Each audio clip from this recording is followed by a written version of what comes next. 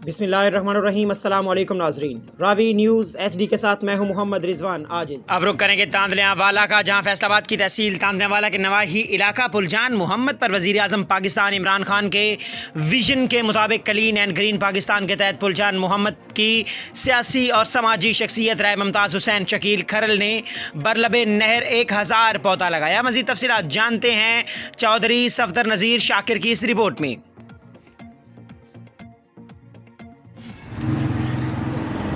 फैसलाबाद की तहसील तांदलियावाला के नवाई इलाका पुलजान मोहम्मद पर वज़ीर आज़म पाकिस्तान इमरान खान के विजन के मुताबिक क्लीन एंड ग्रीन पाकिस्तान के तहत पुलजान मोहम्मद की सियासी व समाजी शख्सियत राय मुमताज़ हुसैन शकील खरल ने बरलब नहर 1000 पौधा लगाया और माहौल को साफ़ सुथरा रखने के लिए वज़ीर आज़म पाकिस्तान इमरान खान वज़ीर आला पंजाब उस्मान बुज़दार के विजन के मुताबिक शजरकारी की और इस मौका पर साफ़ियों से बातचीत करते हुए कहा, पाकिस्तान हमारा है, हम हैं पास बाँ इसके दरख्त लगाएं, माहौल को साफ़ सुथरा रखें। जी।